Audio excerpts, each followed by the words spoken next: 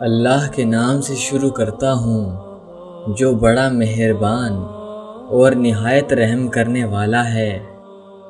پرانے زمانے میں مال برداری اور پبلک ٹرانسپورٹ کے لیے بیل گاڑی ہوا کرتی تھیں۔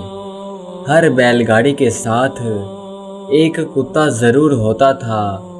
جب کہیں سنسان بیابان میں مالک کو رکنا پڑتا تو اس وقت وہ کتا سامان کی رکھوالی کیا کرتا تھا۔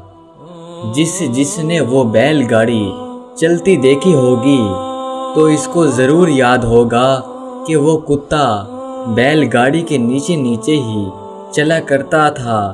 اس کی ایک خاص وجہ ہوتی تھی کہ جب مالک چھوٹا کتا رکھتا تھا تو سفر کے دوران اس کتے کو گاڑی کے ایکسل کے ساتھ نیچے باندھ دیا کرتا تھا، تو پھر وہ بڑا ہو کر بھی اپنی اسی جگہ پر چلتا رہتا تھا۔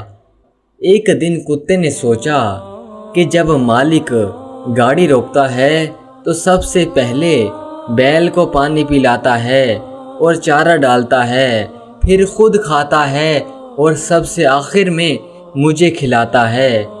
حالانکہ بیل گاڑی تو ساری میں نے اپنے اوپر اٹھائی ہوتی ہے۔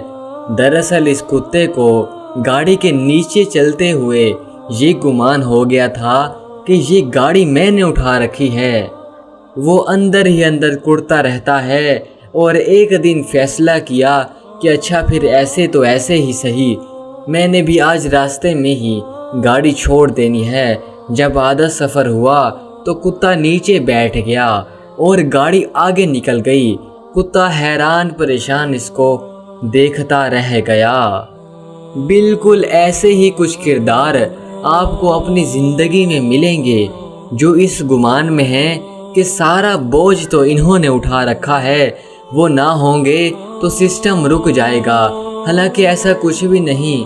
یاد رکھیں، زندگی کبھی نہیں رکتی کسی کے لیے بھی۔ کہانی میں کردار بدلتے رہتے ہیں مگر زندگی چلتی رہتی ہے۔ بس اپنی نیت صاف رکھیے اور محنت کرتے جائیے۔ محنت کا پھل اللہ خود دے گا۔ یہ دنیا کبھی آپ سے خوش نہیں ہوگی۔